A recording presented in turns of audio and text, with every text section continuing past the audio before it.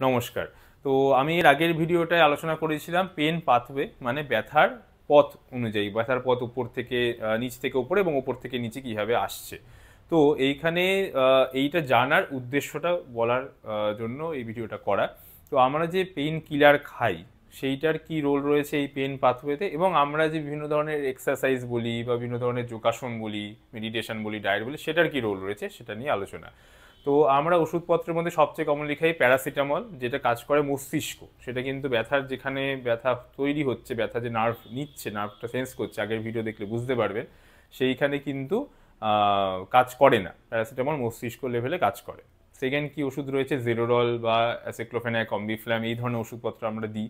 সেগুলো কাজ করে কিন্তু যেইখানটা ব্যথার উৎপত্তি হচ্ছে, মানে আপনি যখন পড়ে গেছেন, বা অস্টিওআর্থ্রাইটিসের ব্যথা, বিভিন্ন ধরনের জয়েন্টের ব্যথা, ছোট ছোট জয়েন্টের ব্যথা, সেইগুলোতে কিন্তু অনেকগুলো কেমিক্যাল ইনফরমেশন বা কেমিক্যাল রিলিজ হয়। কেমিক্যাল মানে হচ্ছে বিভিন্ন রাসায়নিক পদার্থ নিঃসরণ হয়, এবং সেইগুলো থেকে কি হয়, সেইগুলো কিন্তু ব্যথার যে অনুভূতিটাকে বাড়িয়ে দেয়। এবং বিভিন্ন ধরনের এই সব ওষুধ সেই ব্যথার অনুভূতি কম রাখার জন্য এই জায়গাগুলোতে কাজ করে। তো সেইগুলো বেশি খেলে কি হবে, কিডনির সমস্যা, গ্যাস্ট্রাইটিস, সেই জন্য টেম্পোরারি দেওয়া যাবে এই ধরনের ব্যথায়।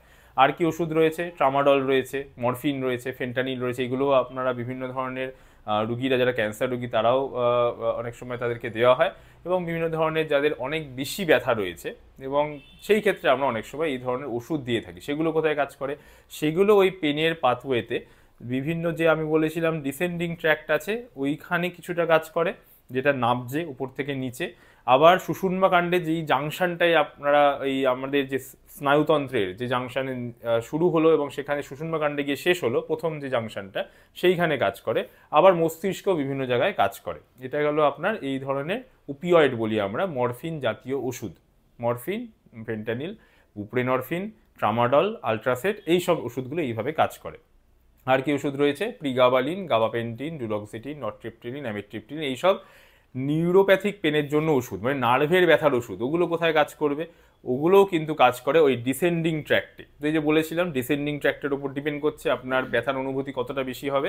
তার মানে যে মস্তিষ্ক থেকে ওই যে সুষুম্না কাণ্ডের জাংশন অবধি যে নার্ভটা নাবছে, ওই জায়গায় কিন্তু এই ওষুধগুলো কাজ করে, এবং খুবই স্লোলি কাজ করে, কারণ এটা নার্ভের যেহেতু সমস্যা হয়ে যায়, এই নার্ভের সমস্যা অতিক্রম করাও কিন্তু সময় সাপেক্ষ ব্যাপার। তো এই ওষুধগুলো আমরা কমনলি দিয়ে থাকি যে কোনো ধরনের পেন মেডিসিন প্র্যাকটিস করার সময়, এবং আপনারা এই ওষুধগুলো খেয়ে থাকবেন। এইভাবে কাজ করে, এবং এই ওষুধগুলো জানা উচিত কখন কিভাবে কাজ করে, কত দিনের জন্য দেওয়া যায়। এই ওষুধগুলো টেম্পোরারি, যেগুলো পেরিফেরিতে, যেখানে ব্যথা উৎপত্তি হচ্ছে সেইখানে যেগুলো, এবং যে ব্যথার ওষুধ যেগুলো রয়েছে, যেগুলো আপনার অনেক দিনের ব্যথার ওষুধ এবং অনেক দিন ধরে ব্যথার ওষুধগুলো খেতে হয়, সেইগুলো কিন্তু কাজ করবে আপনার স্নায়ুতন্ত্রের, যেখানে মস্তিষ্ক থেকে এবং সুষুম্না কাণ্ড অবধি নার্ভটা আসছে সেই জায়গায়।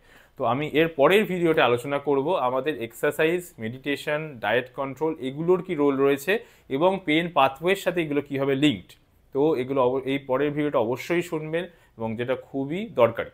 ভালো থাকবেন, সুস্থ থাকবেন।